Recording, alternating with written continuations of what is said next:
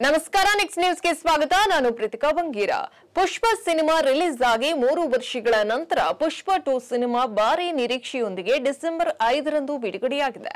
Allu Arjun, Rashmika Mandanna, Fayad Faasil ಮುಖ್ಯ ಪಾತ್ರದಲ್ಲಿ ನಟಿಸಿದ್ದಾರೆ. ಪುಷ್ಪ 2 ಸಿನಿಮಾ ಭರ್ಜರಿ ಪ್ರದರ್ಶನವನ್ನ ಕಾಣ್ತಾ ಇದೆ. ಟಿಕೆಟ್ ದರ ಭಾರಿ ಪ್ರಮಾಣದಲ್ಲಿ ಹೆಚ್ಚಿದ್ರು ಹೆಚ್ಚು ಜನರು ಬಂದು ಸಿನಿಮಾವನ್ನ ನೋಡ್ತಾ ಇದ್ದಾರೆ. ಈ ನಡುವೆ ಪುಷ್ಪ 2 ಚಿತ್ರತಂಡಕ್ಕೆ ದೊಡ್ಡ ಸಂಕಷ್ಟ ಬಂದೊದಗಿದೆ. ಪುಷ್ಪ 2 ನಟ ಅಲ್ಲು ಅರ್ಜುನ್ ಬಂಧನದ ಕೂಗು ಕೇಳಿ ಬರ್ತಾ ಇದೆ.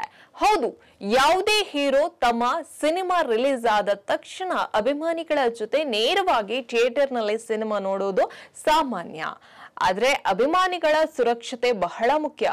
ಅದರಲ್ಲೂ ಪ್ಯಾನ್ ಇಂಡಿಯಾ ಹೀರೋಗಳು ಮಾಡುವಂತ ಈ ಸಣ್ಣ ಪುಟ್ಟ ತಪ್ಪುಗಳಿಂದ ಅದೆಷ್ಟು ಅಭಿಮಾನಿಗಳ ಪ್ರಾಣವನ್ನ ಕಳೆದುಕೊಂಡ ಉದಾಹರಣೆಗಳು ಕೂಡ ಇಲ್ಲಿವೆ.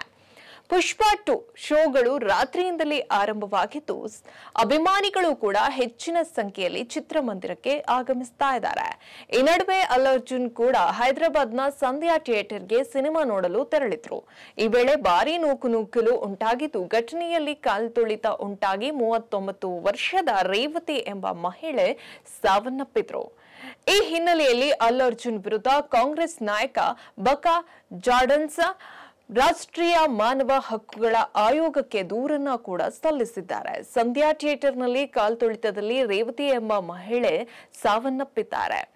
ಅಲ್ಲು ಅರ್ಜುನ್, ಪೊಲೀಸರು ಮತ್ತು ನಿರ್ಮಾಪಕರು ಇದಕ್ಕೆ ಹೊಣೆಗಾರರಾಗಬೇಕು ಎಂದು ಕಾಂಗ್ರೆಸ್ ನಾಯಕ ಒತ್ತಾಯಿಸ್ತಾ ಇದ್ದಾರೆ. ಅಲ್ಲದೆ ನಟ ಅಲ್ಲು ಅರ್ಜುನ್ ಇಲ್ಲಿಗೆ ರಾತ್ರಿ ಬರುವ ಅಗತ್ಯ ಏನಿತ್ತು ಎಂಬ ಪ್ರಶ್ನೆಯನ್ನ ಕೂಡ ಅವರು ಮಾಡಿದ್ದಾರೆ.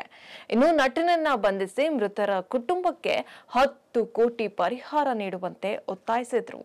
ಹೆಚ್ಚಿನ ಅಪ್ಡೇಟ್ಗಾಗಿ ನೋಡ್ತಾ ಇರಿ ನೆಕ್ಸ್ಟ್ ನ್ಯೂಸ್ ಕನ್ನಡ. ವಂದನೆಗಳು.